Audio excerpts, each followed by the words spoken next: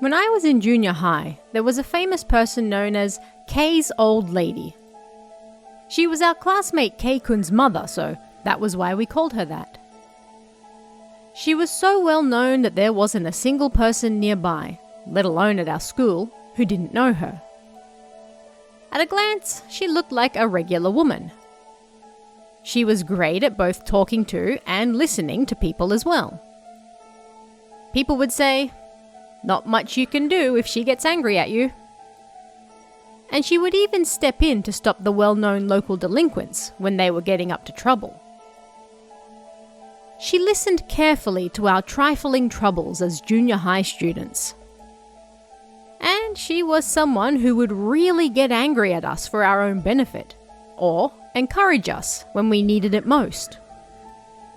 She was someone we could go to when we couldn't talk to our own parents or teachers. She was kind of like everyone's mother.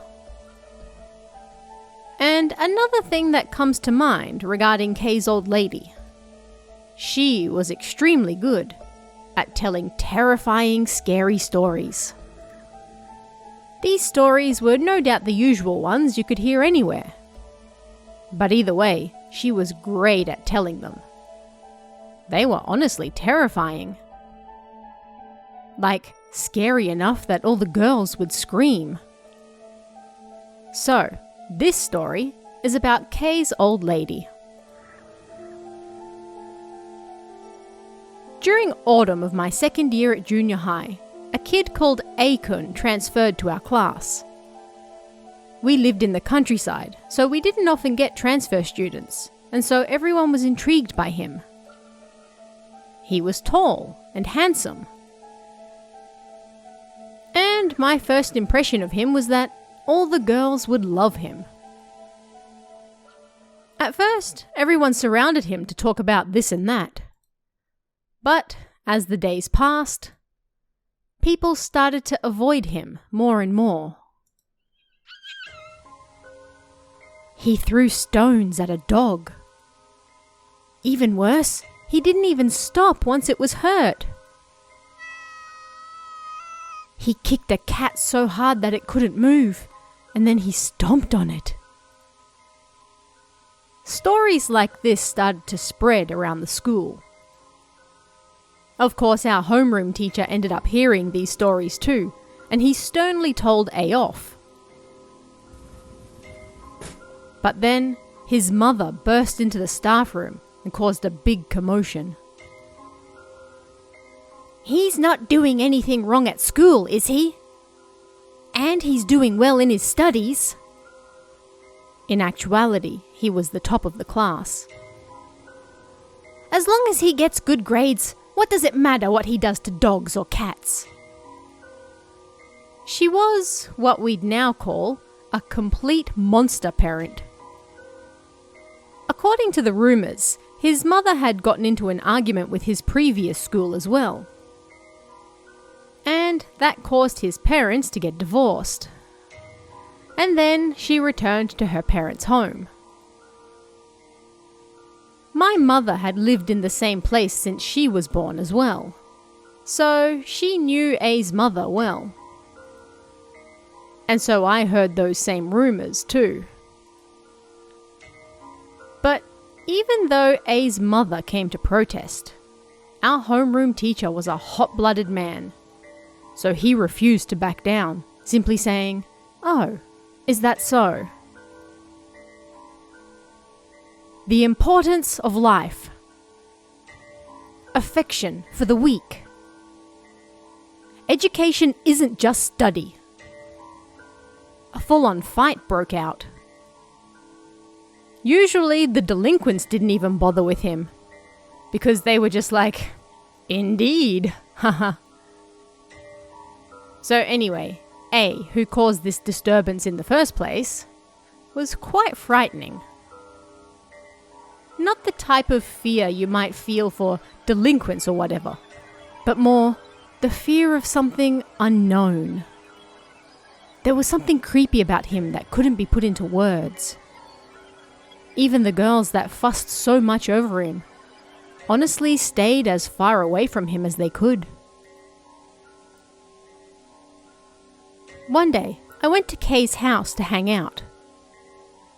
He and his mother were just about to go shopping. Just to the local supermarket. She was going to buy some heavy bags of rice and such, so he was tagging along. I decided to join them too, so the three of us went. As we were shopping, I realized A was standing still a short distance away from us. His house was pretty far from the supermarket, so it was a bit odd for him to be there. I nudged Kay with my elbow as I kept my eyes on A. It seemed he had already noticed him too. What on earth is he doing here? No idea. As we whispered to each other, Kay's mother poked her face in from behind. "Is that the A-kun you spoke of?" "You sure are quick," the both of us thought, jumping in surprise. "He's bad news. Stay away from him. That's the only thing you can do." That was all she said, and then she returned to her shopping.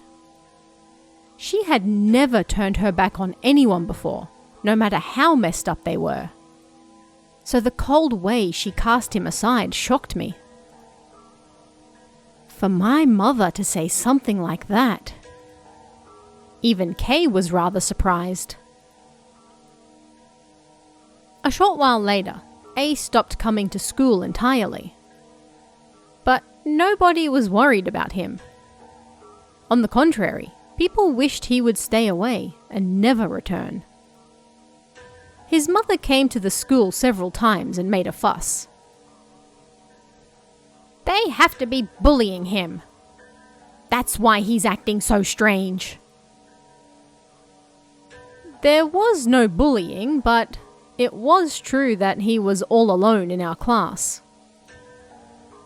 The conversation was a mess. Then A's mother said something.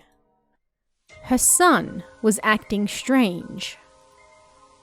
When I heard that, I remembered what Kay's old lady had said. A chill ran through me, and things felt terribly wrong.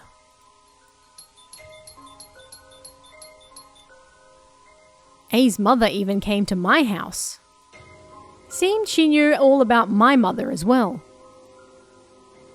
And she came to start a fight. "Your son has been bullying mine, hasn't he? My son is smart and capable, so he's just jealous. Your son is just useless. He's the one who should have gone mad." At first, my parents were going to drive her away peacefully. But by the end, they were pretty pissed off. I was kind of upset. Like, this old lady really has lost it. The third semester finished, and one day, during the spring holidays, I went to hang out at Kay's house. As we were chatting with his mum, suddenly the topic of A came up. To tell you the truth, something had been on my mind all that time. Why did she tell us to stay away from him?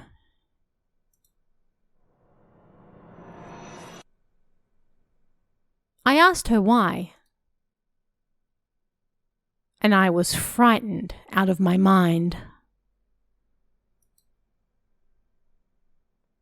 Continued in part 2.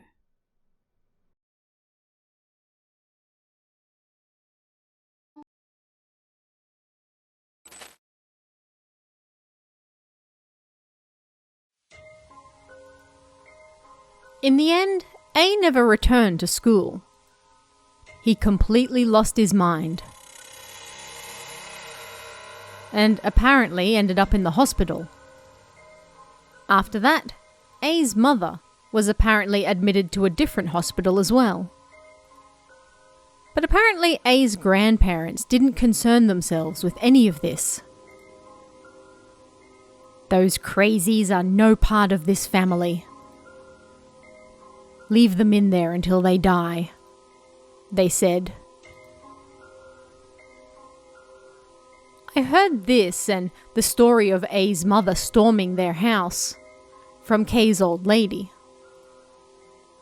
What happened to A in the end? She answered after thinking it over for a moment. He's no longer human. I knew it at a glance. That kid was no longer human. I think A was probably a normal child. But he was being eaten bit by bit ever since he was a child. Until the real Akun finally disappeared. Inside that skin was nothing more than muddied thoughts and feelings in the shape of a person. Both Kay and I were shocked upon hearing that. His mother often told us scary stories, but it was the first time she'd ever said anything that a spirit medium might say. Why did he end up like that? That's scary. I was seriously terrified. Kay was pale as well. Children must pay for the sins of their ancestors. That grandfather, he let numerous people die. He didn't kill them directly, but because of him, numerous people died. That's why Akun's mother lost her mind as well. But that alone wouldn't settle matters. That's why Akun was affected too. The hatred and the grudges of those who died summoned something terrible that ate away at him. How unfortunate. There's no way. Then A did nothing wrong, Kay said. That's not how these things work. It wasn't the individual who was cursed, but rather the blood. Those who are close, right? You should keep that in mind as well. These beings don't use human logic. Then Kay's old lady finally said, "See for yourself." Akun's grandfather will no doubt also... Anyway, it's time to get ready for dinner.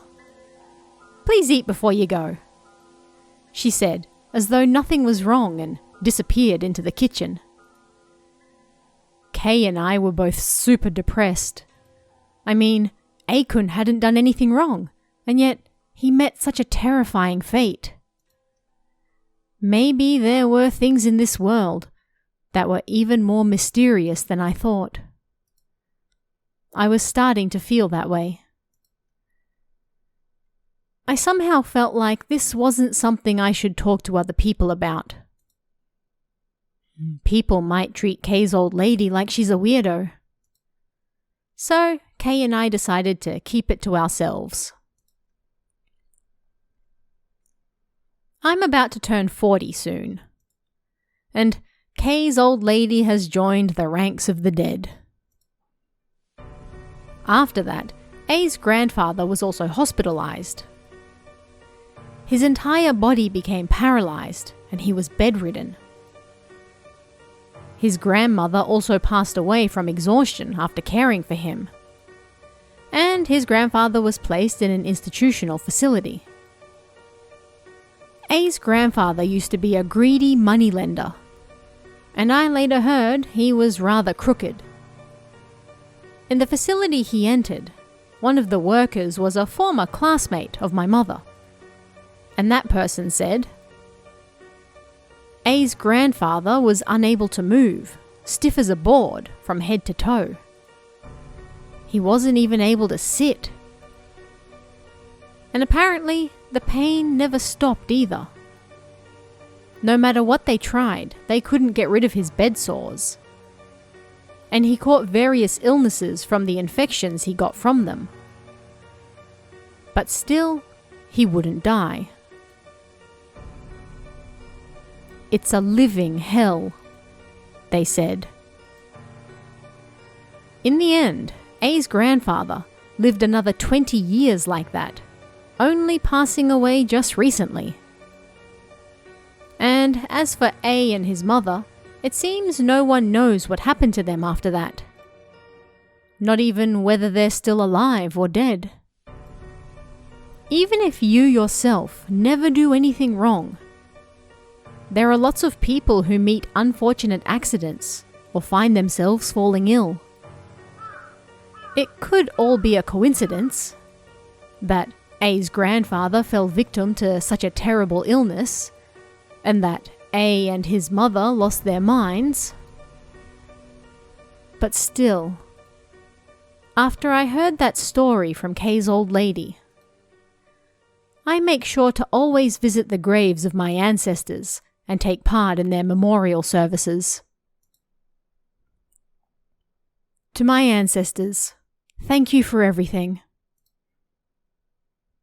It's thanks to you that I'm able to live a happy life. I whisper inside.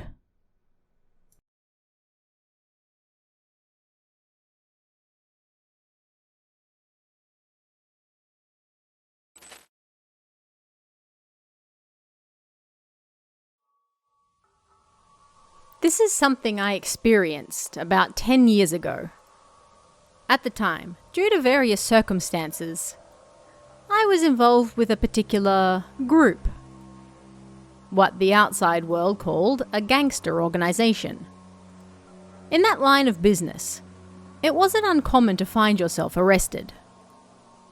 I was suspected of something and taken into custody at the police station. But it was an incident I had no memory of. I was locked up for several days. Well, anyway, I was cleared of suspicion, and finally, they released me the following day. That night, a police officer working in the lockup came to see me. Nani-Nani-kun, my name. Another person will be joining you now. The other cells are all full. It'll be a little tight, but look after him, alright? You're leaving tomorrow, yeah? My cell was a small room, only 3 tatami mats large, with a toilet, and that was it.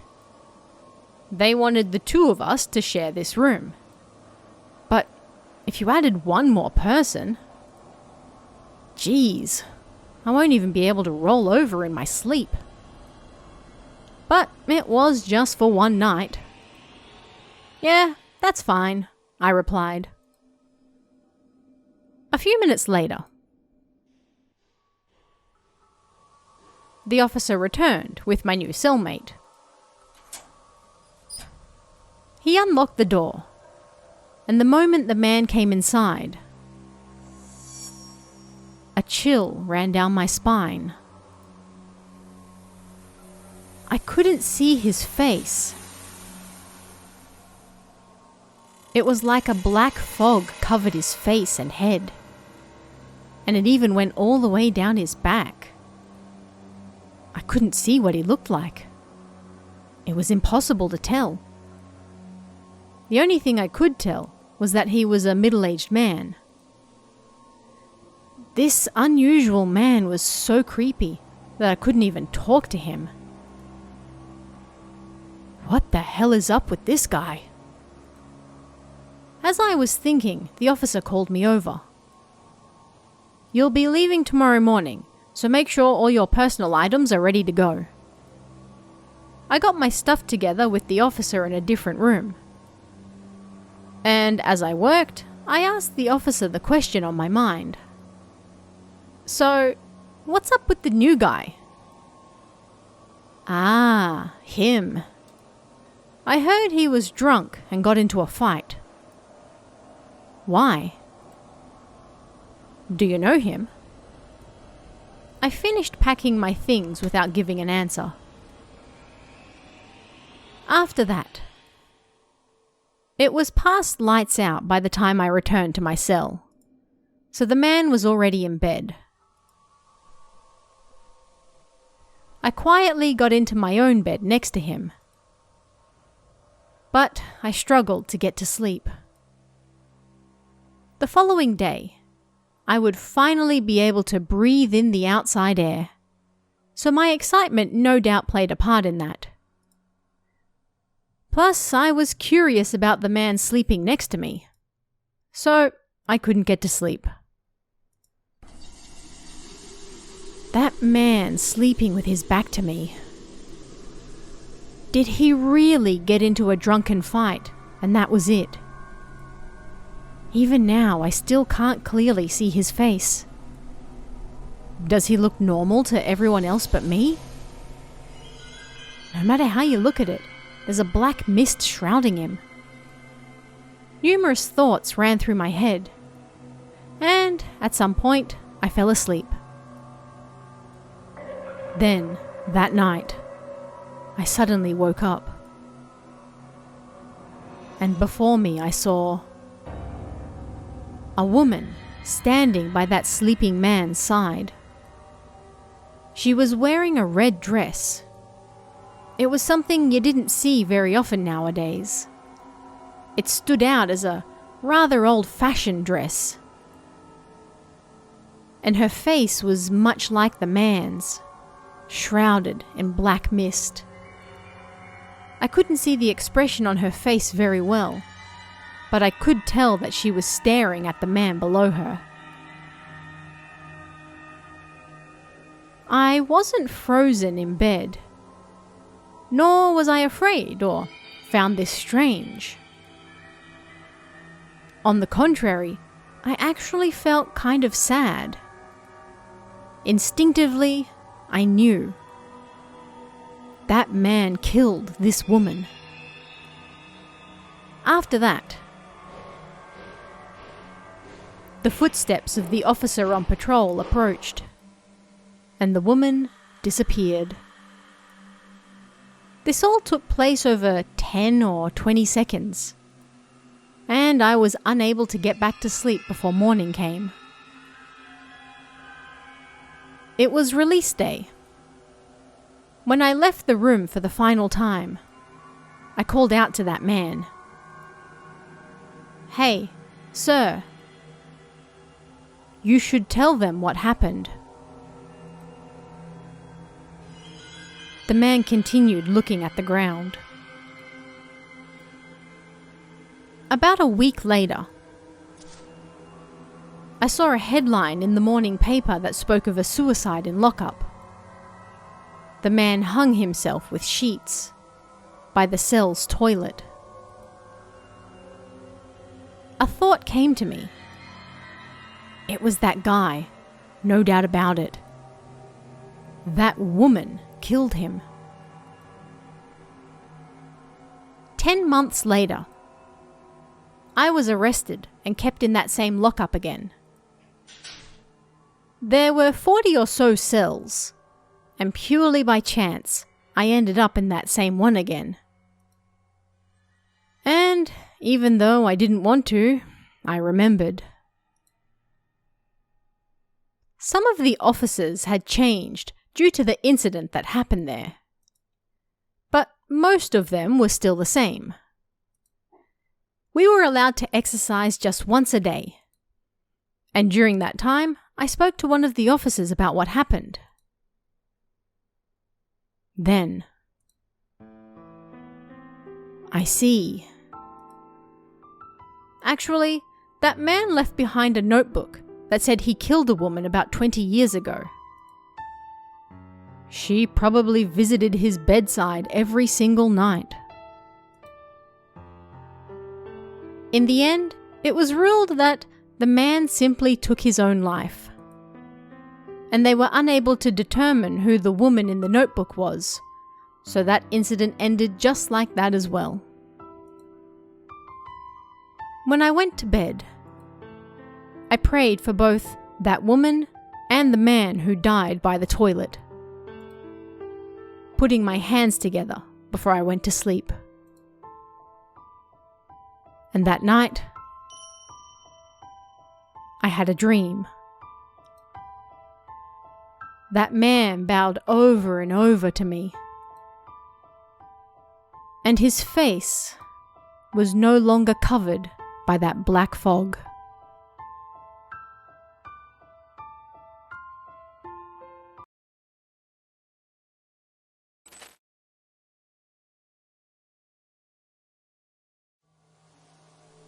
I'm a former self-defense official. I was stationed at a rather large base in town as part of the Intelligence Reconnaissance Platoon of the Infantry Regiment. Once a year, this platoon would carry out a task without fail with the platoon leader and 5 other men. We were forced to participate 2 years after becoming a new recruit, once you became a fully fledged leading private. As for this task, on the rather large base, there was, for some reason, a basement in an abandoned building from the old army times, and we had to film down there. You might think this building was rather large, but the building above the foundations had weathered with age and barely retained its former shape.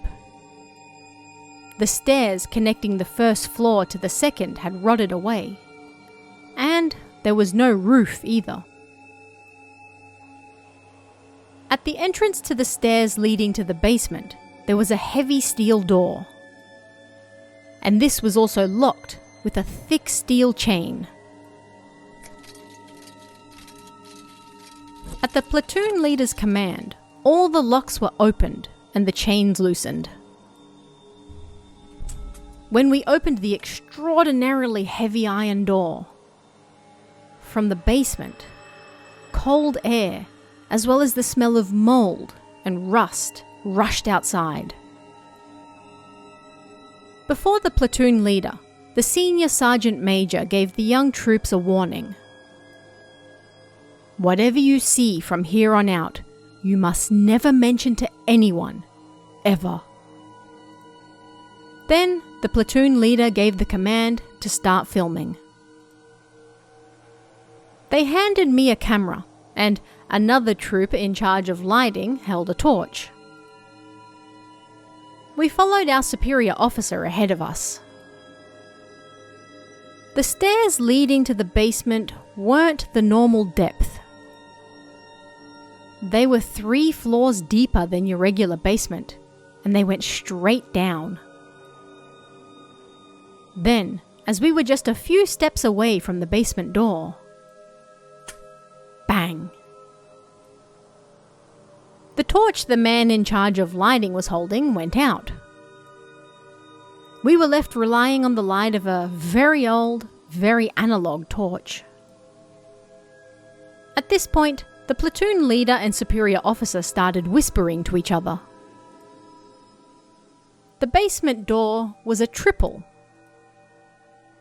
And once the second was open, from deep inside, crash, crash, something seemed to be banging. Smash, smash. We could hear the sound of something heavy and metallic banging. Still, the camera didn't capture anything unusual. And we all put our strength together to open the third door. Creak! We bumped into something and discovered the identity of what was making the violent echoing sounds. I was shocked. A rather old steel bed frame was jumping around all on its own. Chains pulled it back, and then it jumped up again. Nobody was there, and yet I was dumbfounded. I think we were there for 5 minutes or so. I was so scared I forgot to film, so the superior officer took over. The platoon leader gave the orders to withdraw, and as we closed the 3 doors and went to go back upstairs, "Open up, quickly. Let me out of here right now." Everybody heard the voice. We all ran at once, all the way back upstairs. We closed the final heavy door, then wrapped the chains around it again, sealing it before we left. The division commander handed the footage over to base command. And, in the end, it was decided to delay knocking down that building again. I questioned my squad leader. What on earth was that down there? This was how he answered. That used to be a hospital for the former army. It was an isolation ward for soldiers who lost their mind on the battlefield. Apparently, they had tried to knock it down numerous times. But the heavy machinery always broke down, and the soldiers suffered mentally as well. So, they were unable to do anything. Apparently, it's still there, even now.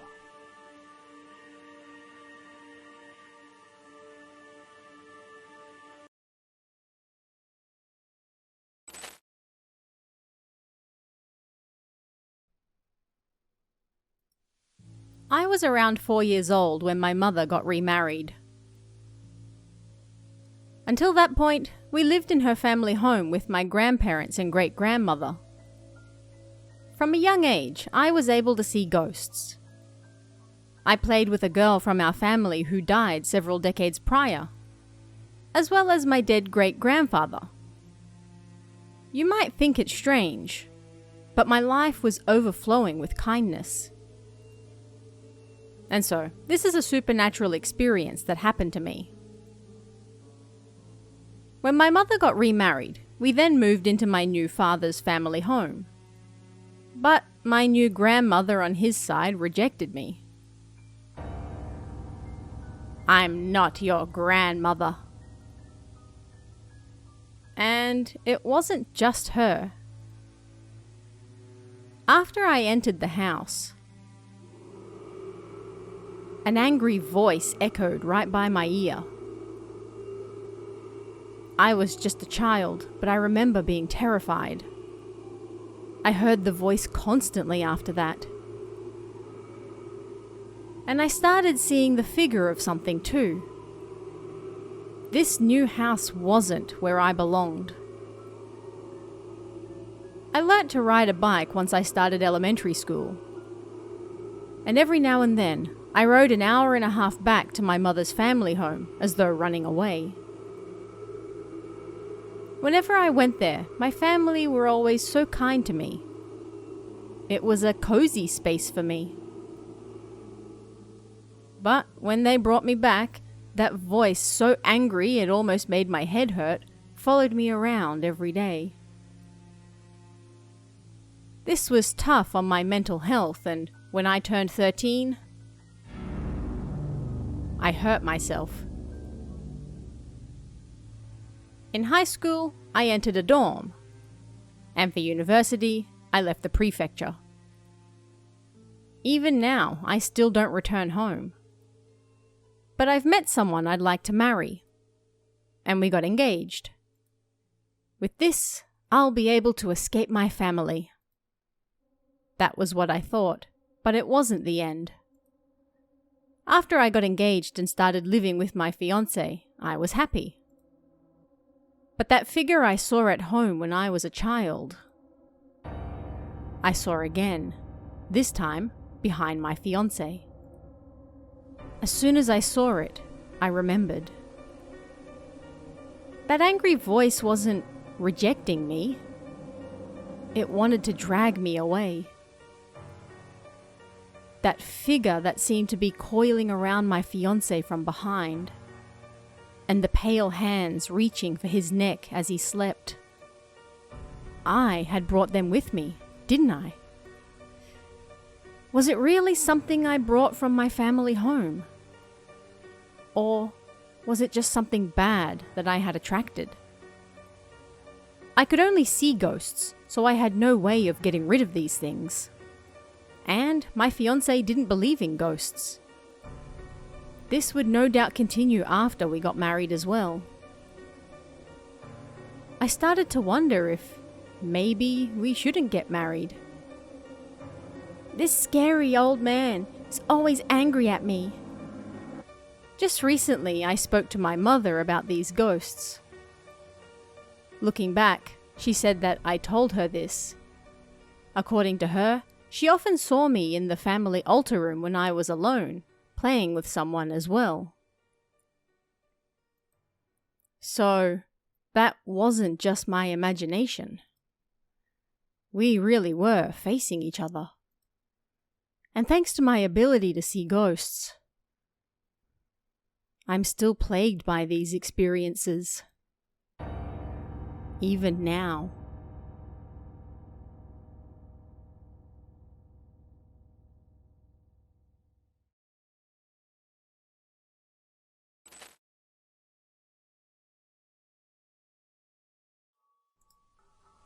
This happened 10 years ago now. Looking back on it, this was when it all began. My wife and I went on a trip to Hakodate. We visited a market and took a commemorative photo there. We were holding hands and looked young and innocent in the photo.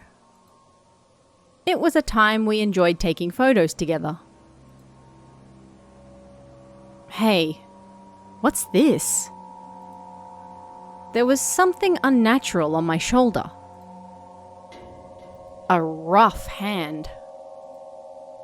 I tried laughing at it. It was just like a ghost photo. But being a photo of myself, there was no way it could be funny. I was immediately terrified. I did my best to convince myself it was some sort of mistake. But the next day, I had an accident at work and burnt my right shoulder. It has to be that photo's fault. And so I decided to take the photo to someone to see. Then, because my eyes were drawn to the large hand, I hadn't at all noticed what was on my hand holding my wife's. 5 thin, pale fingers. It was around this time I started to suffer from sleep paralysis too. It was also around this time that I started to see a certain ghost. A woman with long hair to her waist, with clouded eyes and emaciated cheeks. 3 years after that, I was working as the boss of a restaurant. Unable to get the end of the month work done, I was working late nights. This was the first time I ever experienced something like this while fully and clearly conscious. Something so frightening, I'll never be able to forget it. I was working on my computer. It was around 2 a.m. or so. Click. Suddenly the power went out, and I could see something reflected in the black computer screen before me.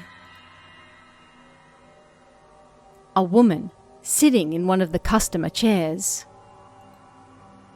There was no way. The restaurant had long been closed for the night, and I was the only person there.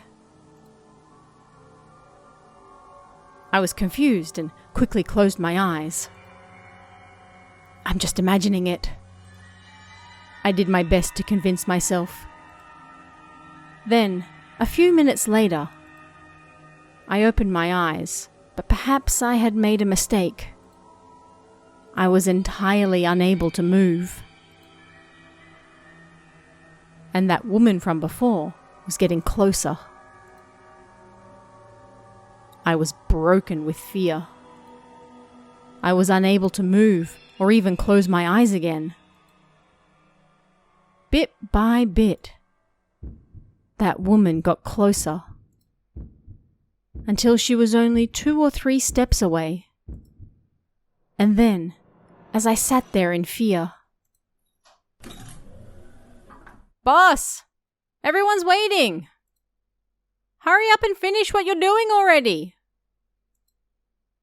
One of my drunk employees entered the restaurant. That voice saved me. 6 years later, I did my best to avoid appearing in photos because I felt like that woman was always right next to me.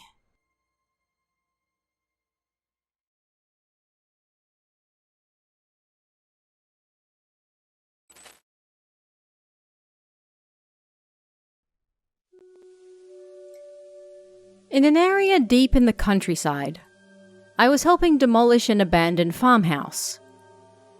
On sites like this, it's necessary to drain the sewerage first. The previous week, snow piled up quite a bit. There were no signs of footsteps or even car tires on the roads.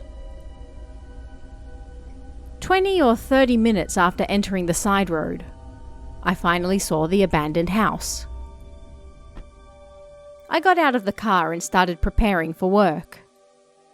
But then suddenly, when I looked towards the entrance, I saw some footprints. Huh? But I didn't see them on the way in. It certainly didn't seem like anyone was there, nor that the building was lived in. But I could absolutely see the footprints going into the building. I had to check if there were any residents for money collection purposes. I made my way over to the front door and rang the bell. There was no response, so I knocked on the door. "Hello? I'm here for the drainage job." Still, there was no answer. I turned the doorknob, and it easily opened. But on the other side of the open door was nothing but abandoned furniture and rubbish. I checked the second floor. I called out, but it was just cold and dreary in this house that was supposed to be empty. The toilet door near the entrance opened. The outside air must have come in. I decided that I must have been mistaken. And then I heard a voice outside. "Hey!" My name. "We're finished." I opened the front door and went outside.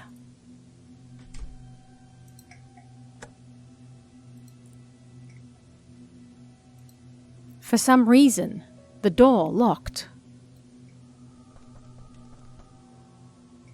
It wouldn't open. Then one of my colleagues said something strange. "Huh? There was someone on the stairs just now, right?" "Eh? You're kidding." "They were standing there." "No, they weren't. Don't try to scare me like that." As we quarrelled, the demolisher came over. "Ah, good work today. Are you done?" "Yeah, we're done, but..." "Is there anybody here?" "I have the key, but if there's anyone here, then we can't demolish it, you know?" "Ah, you're after payment." "I'll pay for it, so can I get a receipt?" understanding what was going on, I finished up and got in my car.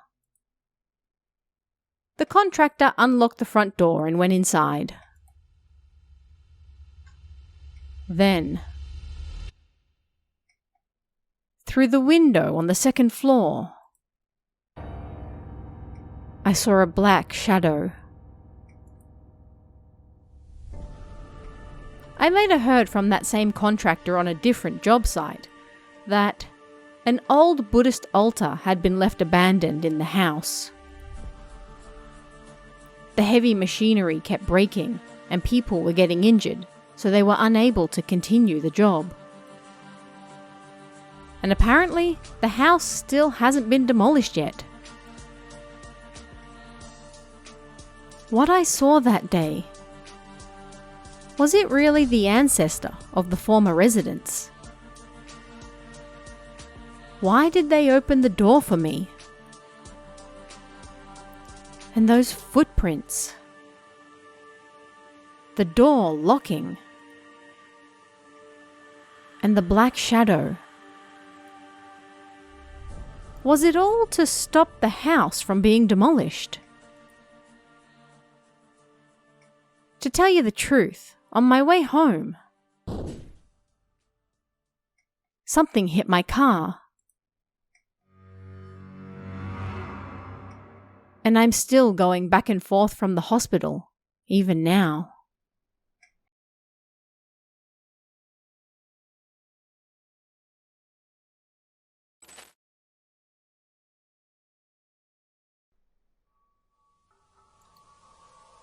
This is about a house with a red roof that I lived in.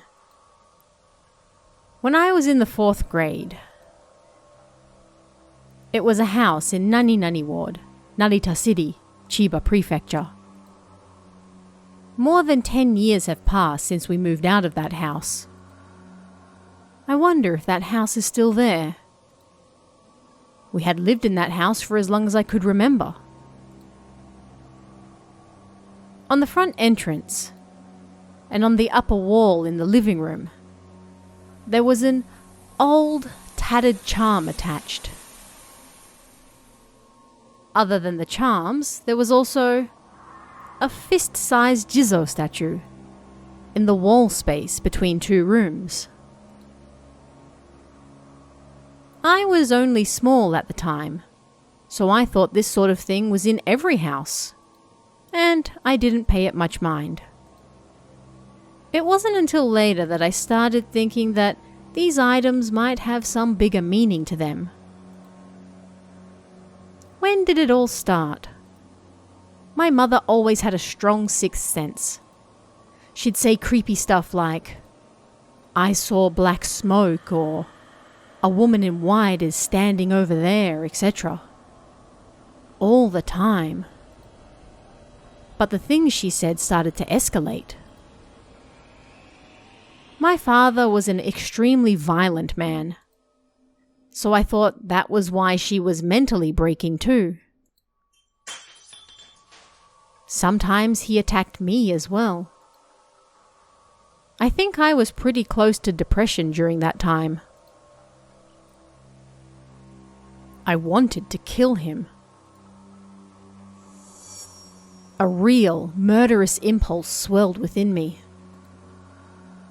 That violence at home was why my mother was seeing such things. Or so I thought. But the things my mother said and my father's violence were completely unrelated, as it later came to light. One day, both my younger brother and younger sister started seeing a white woman and black smoke too. But that wasn't all. When my younger sister took a bath with our mother, she often looked out through the door. Finding it strange, my mother asked her why she did that. And she said, "Grandma is calling me over. She keeps looking over here." My mother went pale when she heard that. And even now, I still remember her getting out of the bath. She experienced all sorts of things after that as well, like a man's face in the dresser, or a voice laughing. And then, one day, I grabbed her clothes while she was washing the dishes. "Play with me," I begged, but then suddenly,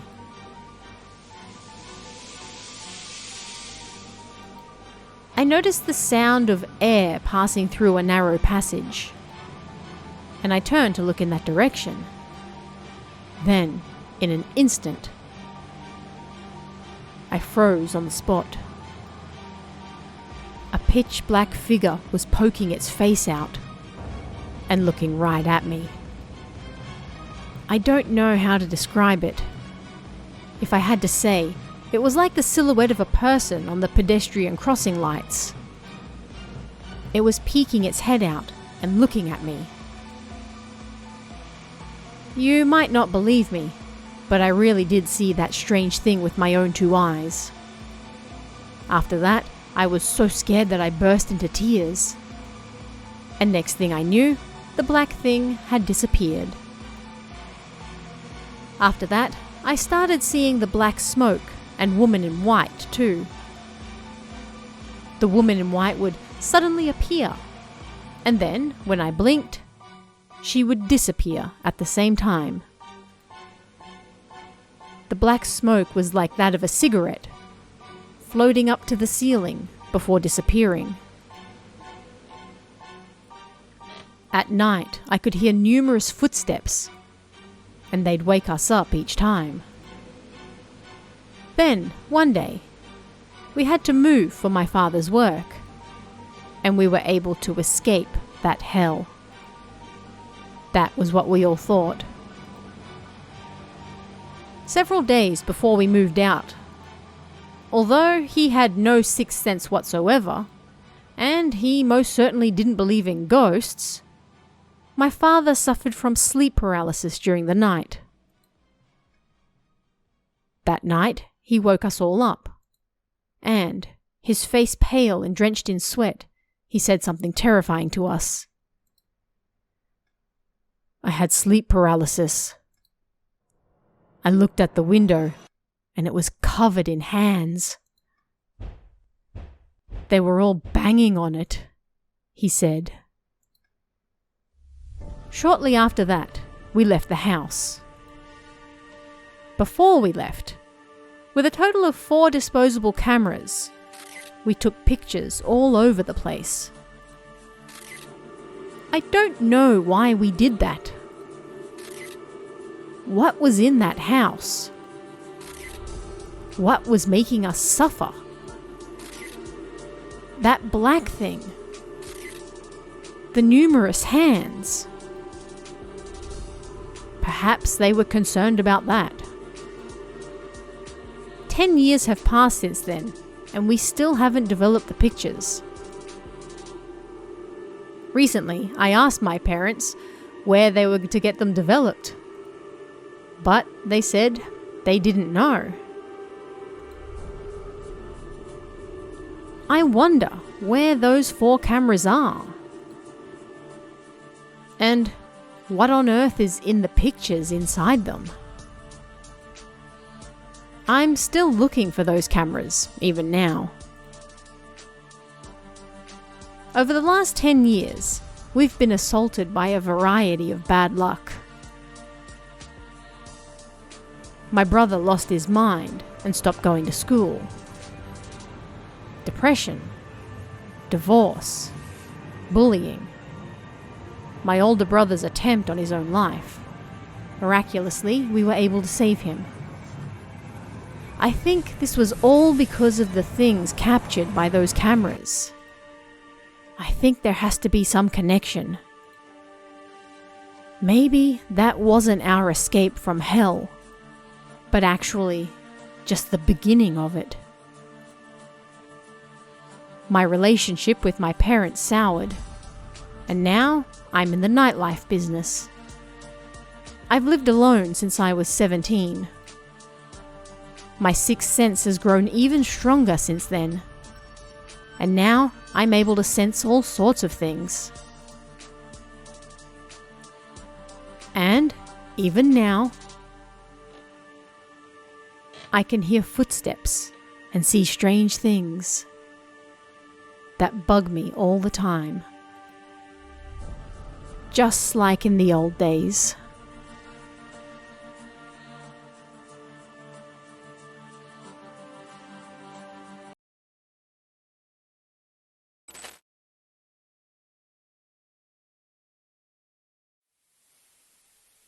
Last October, my friend A, who I had known since high school, passed away. This is a story starting from when he fell ill until he passed away. A strange experience that the two of us had. As he spent a long time in the hospital, lots of strange things continued to happen around him. He was pretty mischievous when he was healthy. He was always getting into fights or falling off his bike, so he was always covered in bruises and injuries. One day, I went to visit A after he hadn't been to school for a few days. Yeah, I'm just not feeling that good. What, the devil himself getting sick? Well, at any rate, rest up, man. So, is there anything you need? Nah, I'm cool. As we were chatting, it happened. Ton, ton, ton, ton. I heard footsteps coming up the stairs. They continued all the way to his door. But nobody came in. It was someone from his family. But I thought they must have been waiting outside because I was there. I didn't hear the footsteps leave either. I was curious, but A didn't seem to hear anything. A few days later, A was hospitalized. I went to visit him in the hospital too. As we were chatting, suddenly the door opened. But even though nobody entered, it suddenly shut. It might be ill-omened, but I could smell the faint scent of incense. Next thing I knew, the flowers I brought had wilted. And even though we hadn't called for one, a nurse suddenly came running in. Strange things kept happening one after the other. Although he was my friend, things were starting to feel creepy. And I started to visit him less and less. Around this time, A wants to see you. I got a call from his mother. I went to the hospital to see him. As we were alone in the room, I looked at his face. He shifted his gaze to look at something next to me, and then his eyes suddenly flung wide open. Surprised, I stood up to call his mother. A grabbed my hand. My sister surprised. I'm sorry. His breathing mask was in the way, so I couldn't clearly hear what his faint voice was saying. Then I felt something cold grab my other hand. The air felt cold and I could smell incense. I rushed to get his mother. Tears fell down his face. A had already passed away. I told his mother what happened. She nodded and told me the following. 4 years ago, his younger sister passed away from cancer. They were especially close. It was the first I'd heard of it. Looking back on it, the presence I felt at his house and the cold hand I felt at the hospital, maybe they were both his younger sister. and she was worried about him all that time. These days, A and his sister are no doubt getting along well.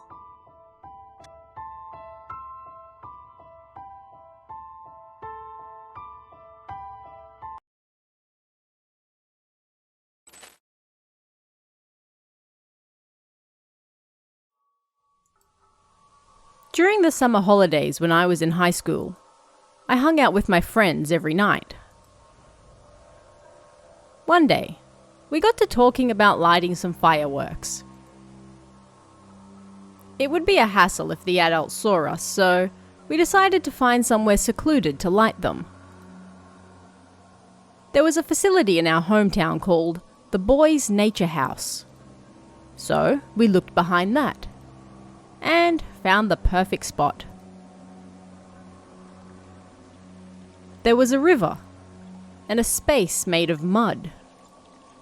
We thought it would be fine if we made a bit of a mess here, and decided to light our fireworks there.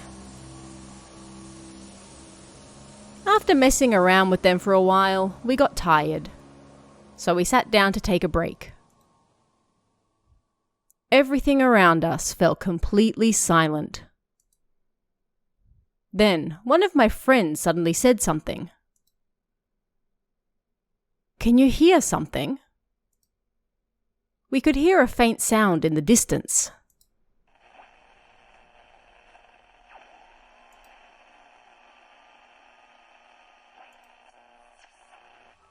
"Is that a radio?" someone muttered. It certainly did sound like a radio. But we were relieved only for a brief moment after understanding what it was. Isn't that weird? Where's it coming from? There was no parking lot nearby, and it wasn't an area where any people passed by either. It was already past midnight. It's coming from the thick grass over there. I'm gonna go check it out. Someone started walking towards the noise. Everyone followed. We parted the tall grass with our hands and walked through.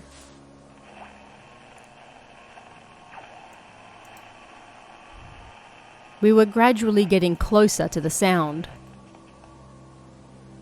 We found a white mini truck in the grass. The radio in that truck seemed to be broadcasting a baseball game. There didn't appear to be anyone inside, so we left, relieved.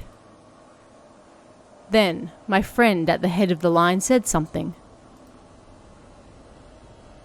Didn't that truck look kinda old? We took another 2 or 3 steps. It looked just like an abandoned truck. But for a radio to play in a truck of that condition, it was unbelievable. Then, when we looked in the driver's seat, there was a person. He was covered in blood. I think it was a man in his late 60s or so. That blood-covered man was smiling creepily at the radio and muttering something. No matter how you looked at it, that man was no longer of this world. Everyone screamed, a scream I'd never heard from any of them before. And we ran away from the area as fast as we could, almost tripping over. 10 years have passed since then. But I don't ever want to go back near that place again.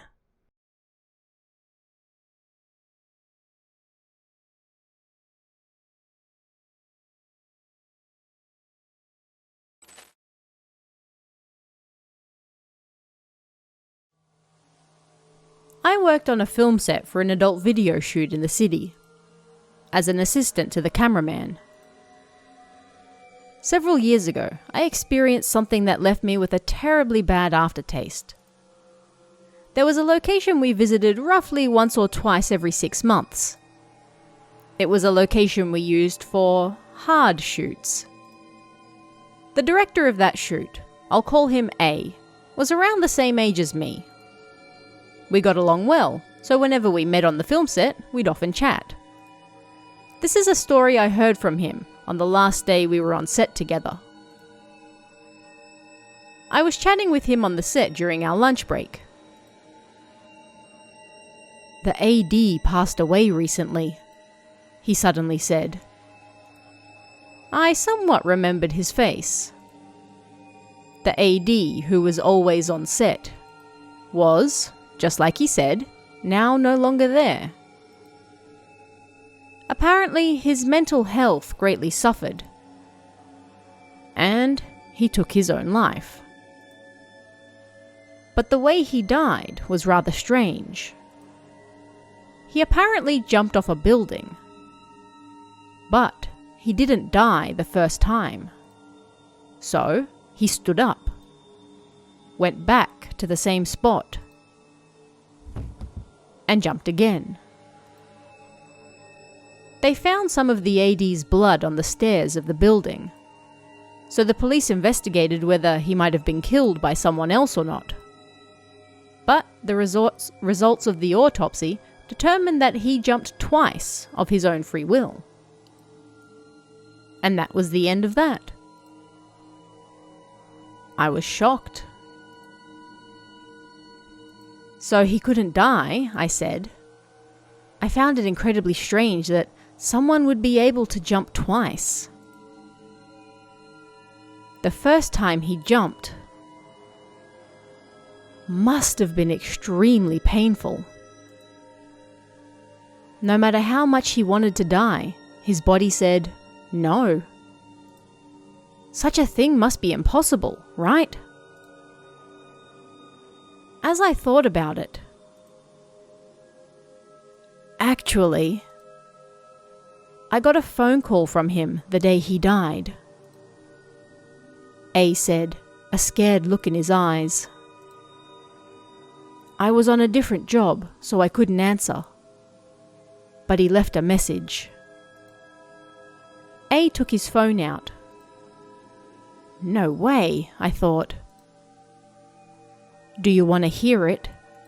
He said and handed it over.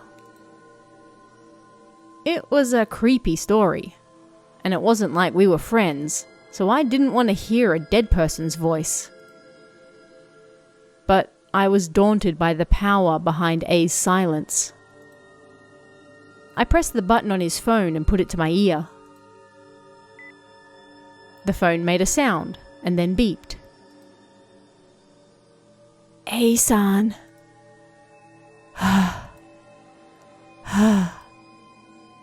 A-san.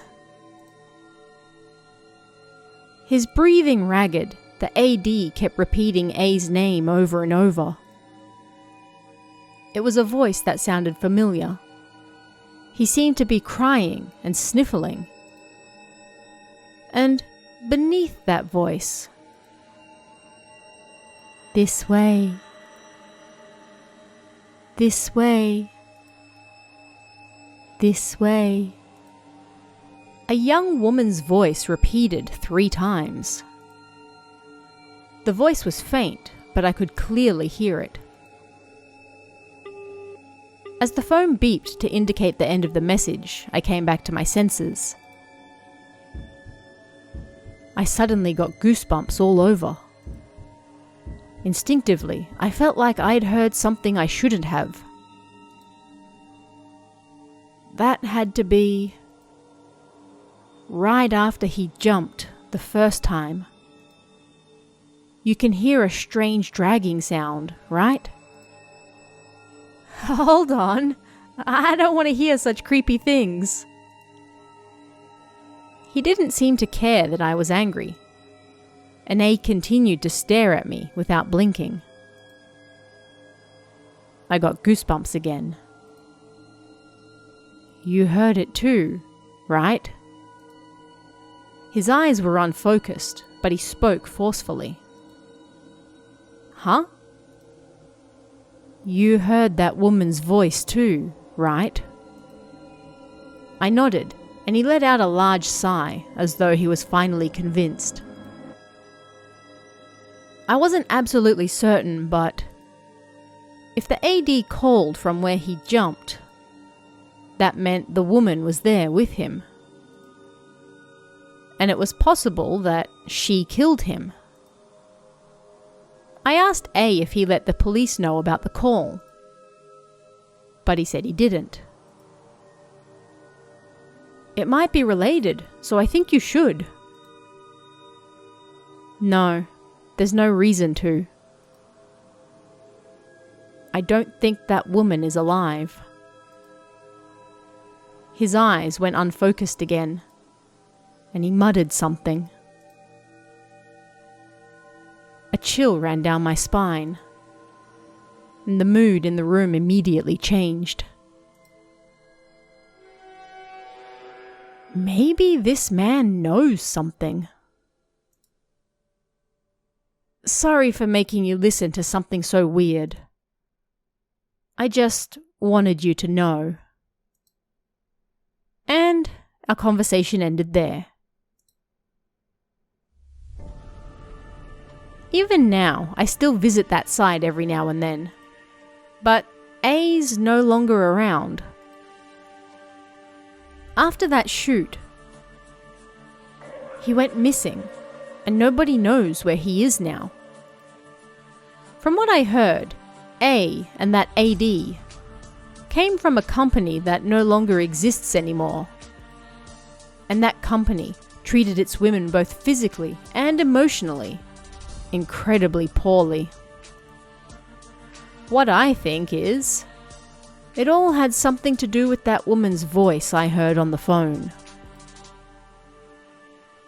What on earth did A know? What happened to him? And why did he want me to know? He's still missing. And everything about this strange case remains unsolved.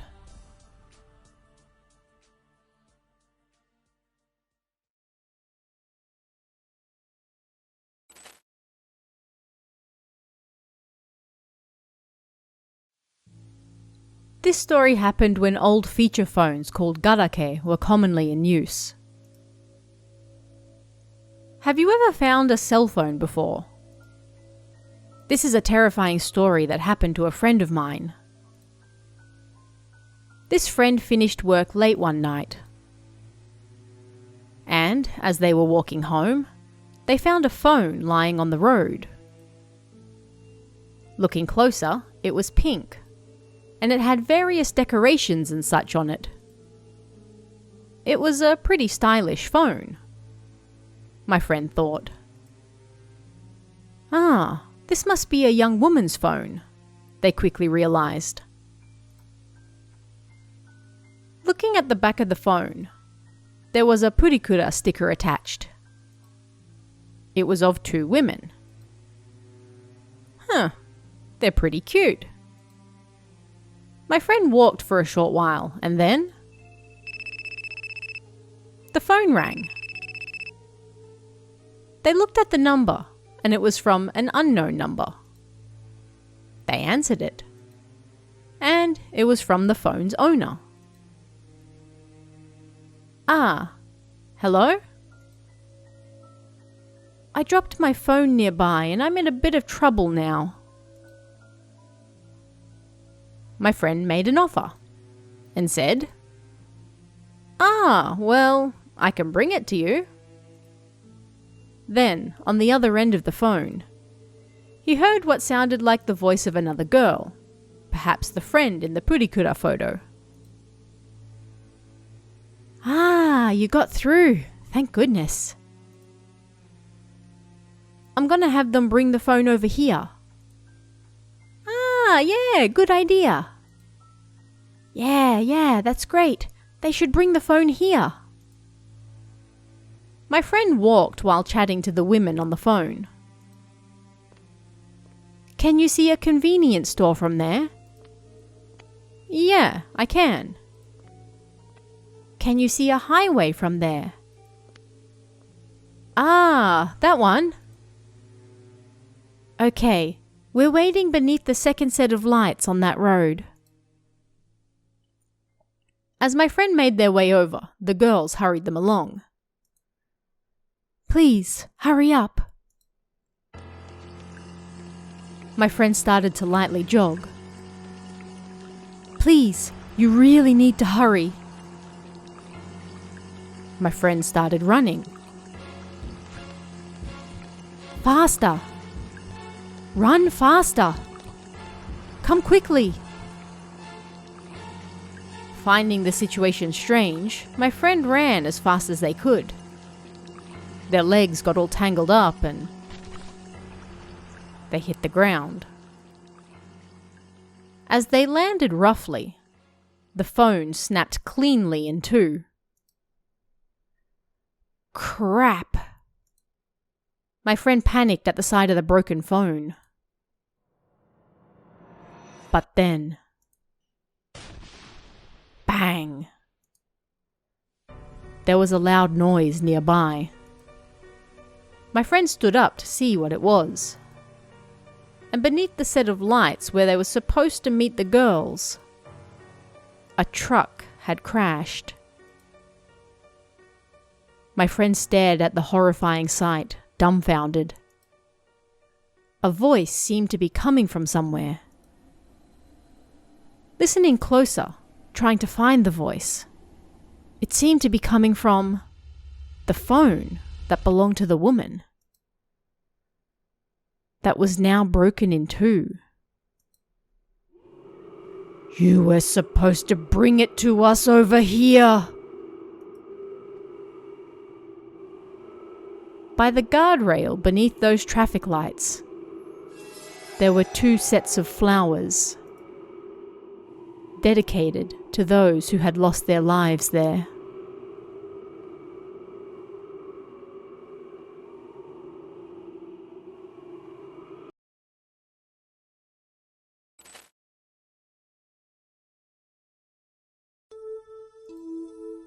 This is something that really happened to my younger brother.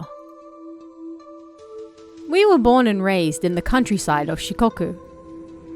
There was this powerful spirit medium who lived in our hometown. And everyone in our village called this person Kami-san. When people suddenly fell ill, or when they suffered from headaches so bad and yet the hospital could find no real cause for it, whenever anything strange happened, they would visit Kami-san. The cause might be spirits who had nobody to take care of their graves, or deceased ancestors who were worried and trying to inform their descendants of something.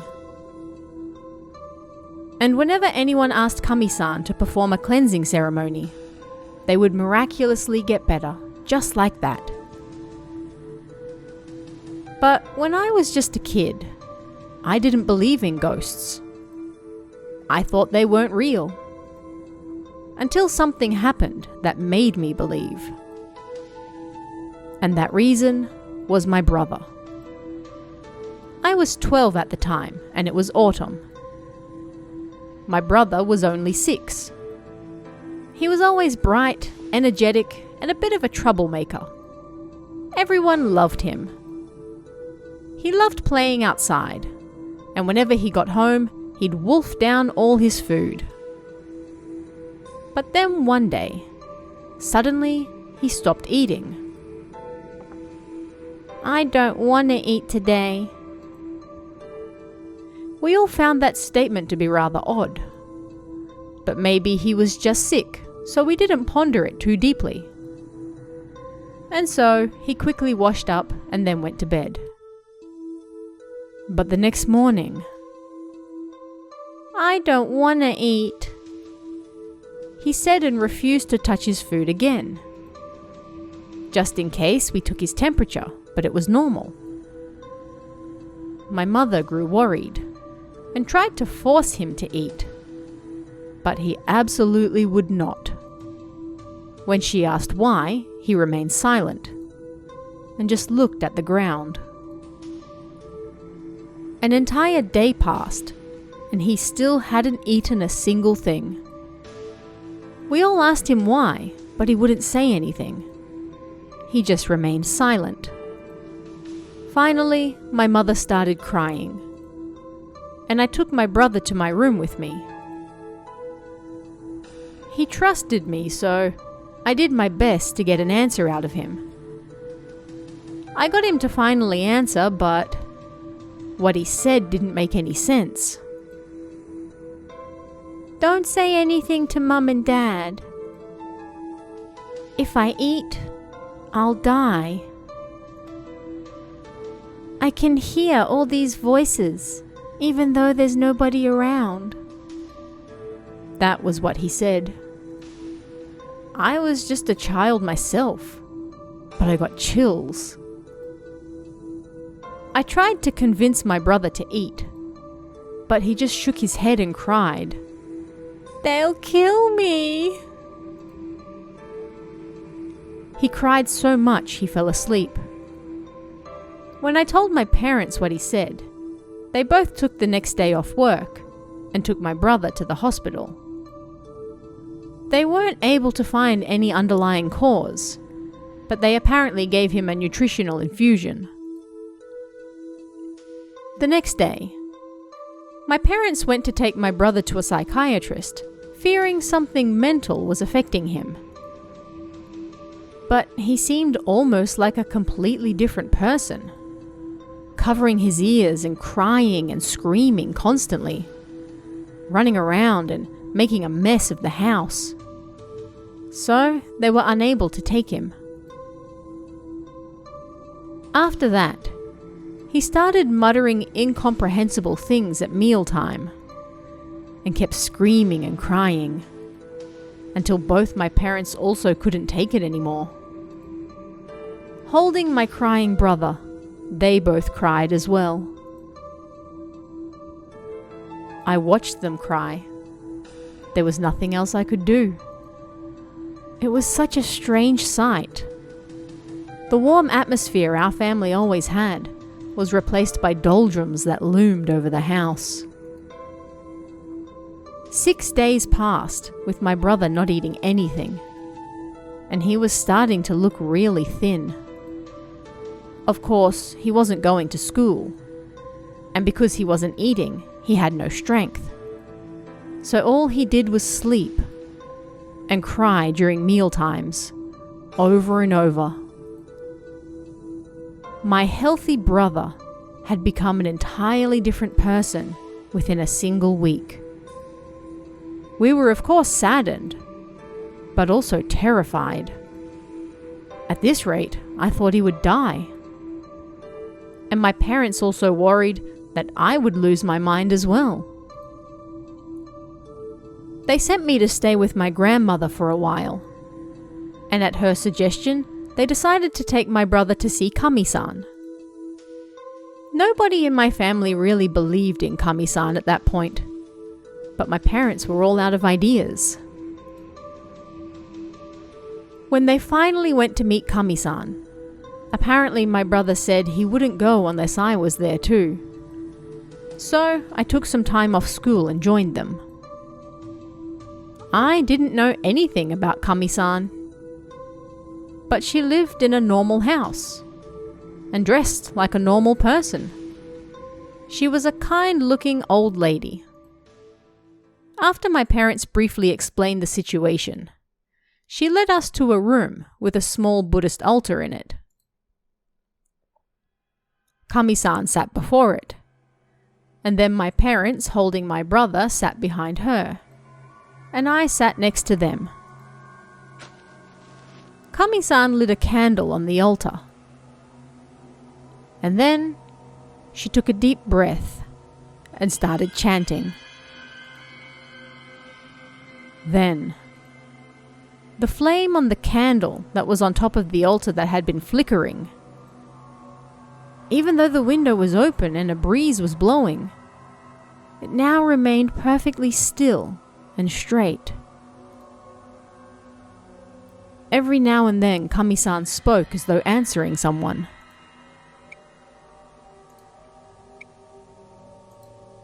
And the flame moved. Kami-san's voice as she chanted seemed to get more and more rough. My brother slept quietly in my mother's arms. When she was done chanting, Kami-san said her thanks to the altar, and then turned towards us. She was covered in sweat. "He'll be okay now." She smiled and rubbed my brother's head. Looking at the clock, more than 2 hours had passed. The flame on the candle, now much shorter, looked just like it did when she started chanting, flickering in the wind. According to Kami-san, my brother had been possessed by the spirits of those who starved to death. Numerous people had died in the area we lived in during the Edo period, thanks to a large famine. And some of those spirits still lingered. The area we lived in made it easy for them to hang around. A famous, powerful spirit medium once visited our town for a cleansing ceremony. But there were so many spirits that they were apparently unable to work. And it wasn't just one spirit that possessed my brother, but too many to count. Apparently, they were trying to take my brother to the other side with them. If we had waited just one more day, then they would have succeeded. Looking back on it now, it honestly gives me chills. They wanted to eat so badly, and yet they died unable to, and the malice of all those spirits concentrated around my brother. And so it apparently took quite some time to cleanse him of them. The 3 of us gave our thanks and took my sleeping brother back home. My parents were worried whether he would really be okay now, but as I watched that strange candle, I honestly believed he would be fine. My brother continued to sleep for a while after we returned home, but he woke up at dinner time and ran straight for the table. "I'm starving!" It was like nothing had ever happened. But the most surprising thing of all was the color of his face. Before we saw Kami-san, his face was so pale that he looked like he might die at any moment. Now his cheeks were red, and his previously hollow eyes now sparkled. Of course, I was happy to see him full of life again. But it really was all so strange. He ate like he was trying to make up for all the food he'd missed, and both my mother and father cried. When I later asked him about what happened, it was like he couldn't remember anything from that time. He had no memories of it. After that day, I started to believe in Kami-san. And I learnt that the grudges of people truly are something terrifying. It's impossible to say that there isn't something spiritual involved when a person dies. As for my brother, it became easier for spirits to attach themselves to him after that, and strange things often happened around him. Sometimes, from the other side of a red light, he says he sees someone calling to him too. There was one more scary thing that happened to me too. After that day, my brother's personality changed. My bright, cheerful brother became introverted and only ever played games inside the house. Still, it's nice that he can now eat again. But my brother is no longer my brother. I can't help but wonder if maybe he is someone else entirely now.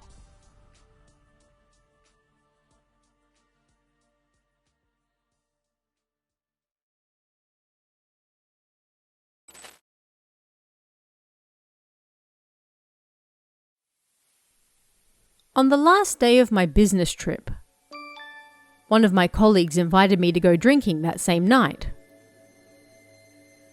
It was the same day I was to return, so I decided to attend and made my way back towards work. The party started at 6:30, so I returned home on the highway. There was a bit of a traffic jam before where I turned off, so the cars were barely moving and I was starting to get annoyed. And then an ambulance approached from behind. It passed down the side of the road, its siren blaring, and then stopped by the cars up ahead. Seems I'm close to the accident or whatever it is. As I waited, the line slowly started to move. Relieved, I started driving again. And then finally, I reached the ambulance. It was an accident. A large truck had hit a sedan. The accident happened in the left lane. I passed it in the middle lane. I could see into the driver's seat of that sedan. The windscreen had shattered, and the driver's side door had been removed. There was nobody inside. Looks like it was a pretty bad accident. But they haven't stopped traffic, so I guess that means nobody died. As I was thinking that, the emergency workers on the passenger's side of the car stood up and started walking. They were carrying a stretcher. There was a sheet over it, and beneath it I could see the feet of a person lying down. It was a woman, and her feet were covered in blood. For some reason, I thought that woman was already dead. As I passed the car at the scene of the accident, the traffic suddenly got better, and I was able to easily reach work again. But thanks to the traffic jam, it was already now past 7 p.m. I had to hurry. My phone rang. It was one of my colleagues, already hyped up from the party. "You're late! What are you doing? Are you with a woman somewhere?" He was talking to me like that while I was in such a rush that I got real annoyed.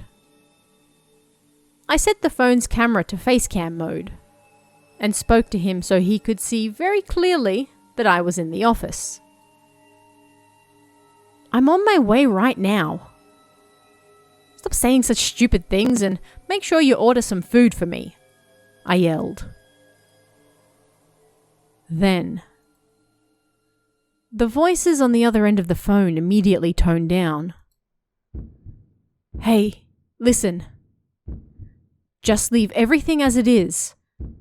Move quickly, but don't rush, and get out of the building." I didn't understand what he was trying to say. "Huh?" I repeated twice. "Just do it! Please, just do as I say and get out of there." What is he saying? I thought. But I could sense the urgency in his voice. And so I moved away from my chair. The moment I did, something smashed into the wall behind me. "What the hell?" I thought. "Run!" I heard my colleague's voice scream at me through the phone. That voice spurred me on like a bullet, and I ran from the office.